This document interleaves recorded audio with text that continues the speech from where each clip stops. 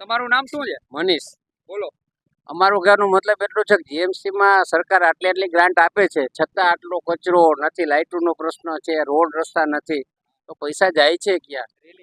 આ રેલિંગનો પ્રશ્ન છે, બરાબર. સરકાર અમે ખુદ વેરા ભરી છીએ, એટલો ટેક્સ ભરી છીએ, છતાં આટલું અમને આ કામ સુવિધા મળતી નથી. હમણાં જ આપણા દેશના સીએમ એ જામનગર માટે 520 કરોડ રૂપિયા ફાળવ્યા. હમણાં 4-5 દી પહેલા જ આવ્યા હતા જામનગરમાં. ખ્યાલ છે હા. તેના વિશે? 520 કરોડ રૂપિયા જે ગ્રાન્ટ આપી વિકાસ માટે, એ રૂપિયા જાય છે ક્યાં? કોઈ પબ્લિકને સીધો ફાયદો તો થતો નથી, કોઈ કામ થતા નથી રેલિંગ, લાઇટો, રોડ રસ્તા, આ નદીનું. અમારે જેએમસી અધિકારીઓને કહેવાનું કે આ બધું હેન્ડલિંગ કરે છે કોણ, કેવી રીતના કરે છે? એટલે આમાં તમને એવું લાગતું હોય કે ક્યાંક ને ક્યાંક ભ્રષ્ટાચાર થતું હોય આ ગ્રાન્ટના નામે?